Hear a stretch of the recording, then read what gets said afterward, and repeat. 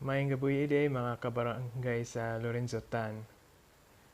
Um, ako po si Kamzani Mangharal, gihapon inyong classroom president.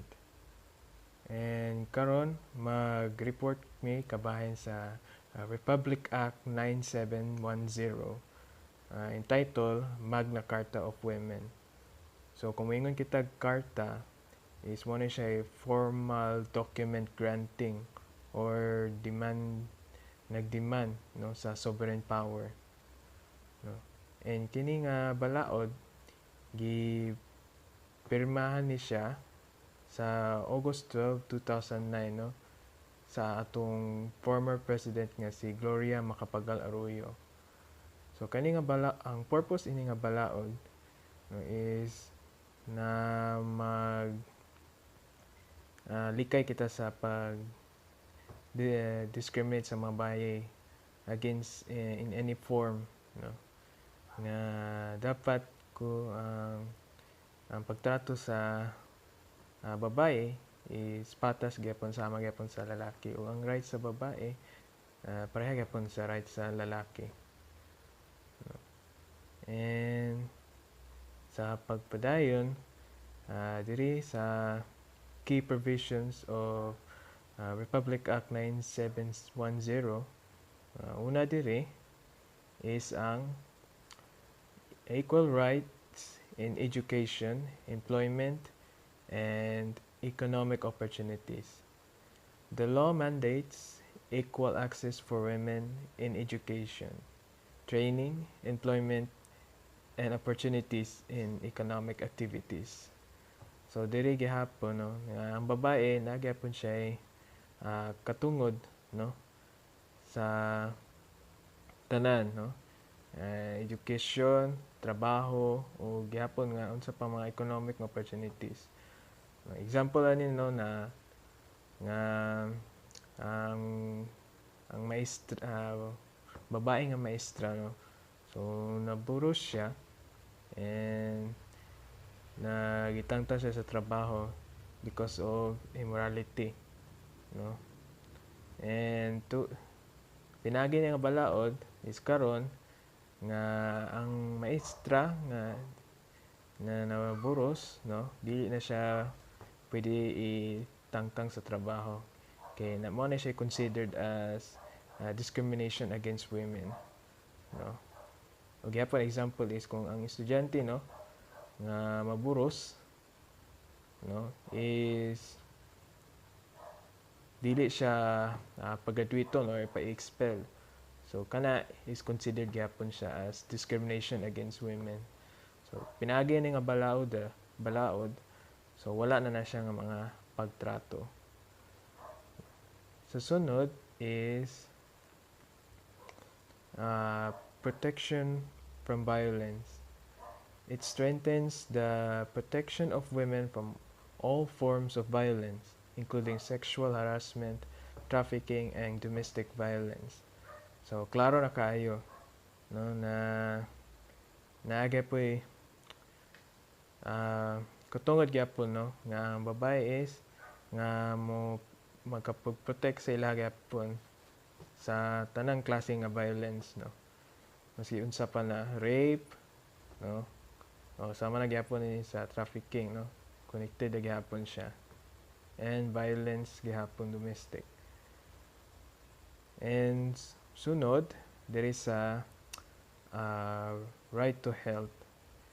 Women are guaranteed comprehensive health services including maternal care, family planning, and reproductive health services. So kanino gihapon ang babae nagyapon sila katungod sa health.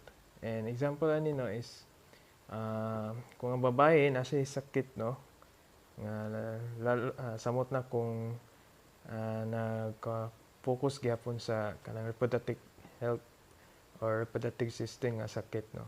Na sila katungod nga na sila special leave for 30 days no diri sa balaod. And kana nga special leave for 60 days is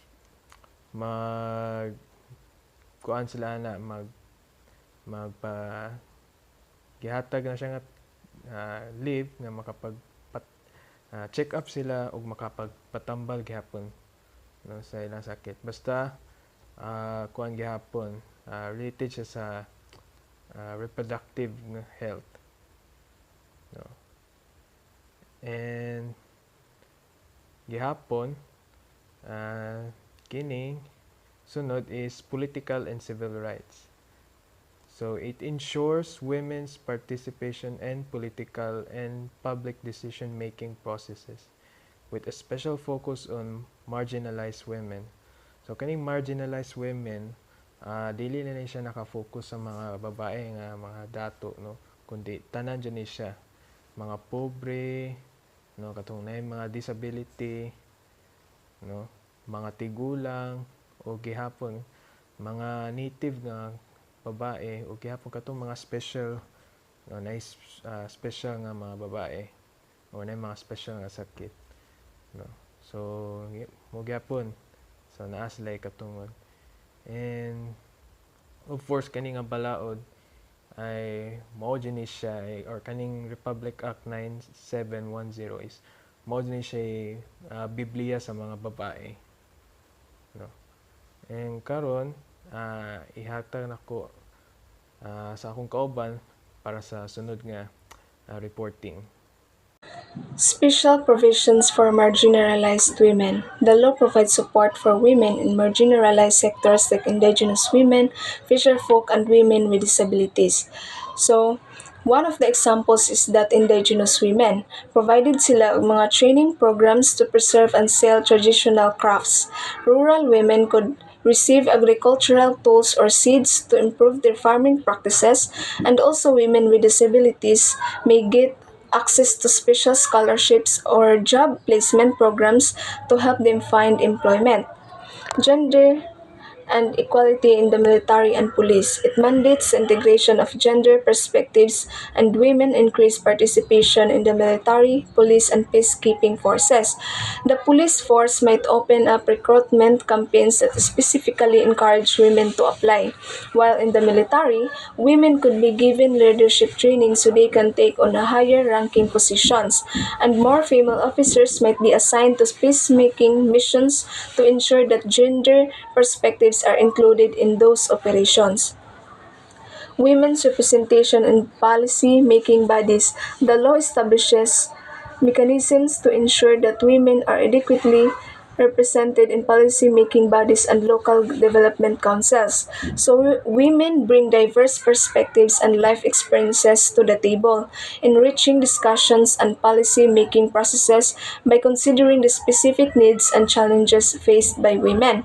So kani nga participation nag-prioritize sa mga critical concerns like childcare support, reproductive rights, healthcare access, and support for survivors of domestic violence.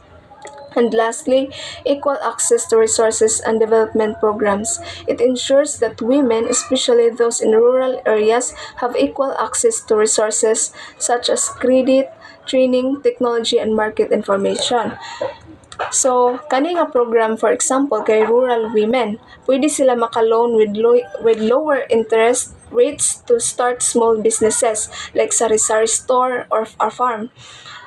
Women farmers could get training on how to use modern farming technologies that make their work easier and more productive. That's all. Thank you.